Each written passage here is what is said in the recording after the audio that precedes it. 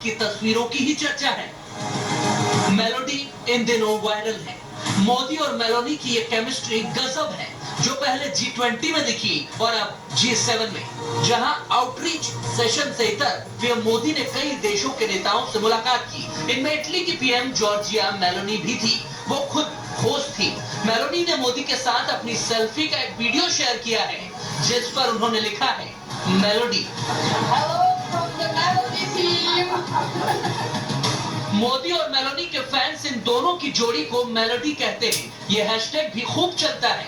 तो फिर क्या था, इटली की प्रधानमंत्री ने भी मोदी के साथ अपना वीडियो इसी तरह शेयर कर दिया। हालांकि मेलोनी भी शामिल है। उनके साथ ये केमिस्ट्री भारत और इटली के रिश्तों को खासकर और मजबूत बनाती है, जिसकी तस्दीक करती है ये तस्वीरें, जो हिंदुस्तान की ताकत को बताती हैं, क्योंकि भारत अब दुनिया के केंद्र में है और उसकी गवाही ये तस्वीरें भी देती हैं, जहां कई दिग्गजों के बीचों बीच मोदी खड़े हैं। यानी भारत की विदेश नीति का डंका पूरी दुनिया में बज रहा है। Bureau report, Republic Bharat. और अब बात कर्नाटक की सरकार की करेंगे। आपको बता दें, कर्नाटक की कांग्रेस सरकार ने पेट्रोल और डीजल के दामों में बढ़ोतरी कर दी है। लोकसभा चुनाव खत्म होने के बाद ही कर्नाटक की सरकार ने सीधे सीधे जनता को महंगाई का एक बड़ा झटका दिया है। लिहाजा बीजेपी ने इस मामले को लेकर बढ़ी हुई कीमतों को लेकर कांग्रेस को आड़े हाथ लिया है। देखिए रिपोर्ट में। हर महीने खटाखट 8,500 रुपए अंदर।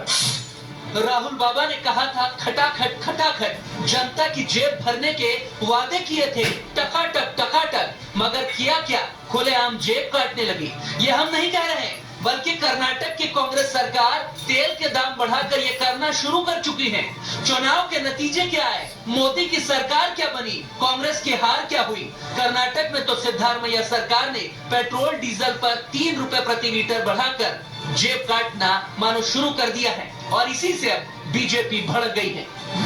राहुल गांधी जी कुछ दिनों पहले कहते थे रैलियों में, वादा करते थे कि इलेक्शन के बाद जुलाई के महीने से हम सभी महिलाओं के खाते में, गरीबों के खाते में पैसा भेजेंगे 8,500। खटाखट तो खटाखट पैसा तो भेज नहीं पाए।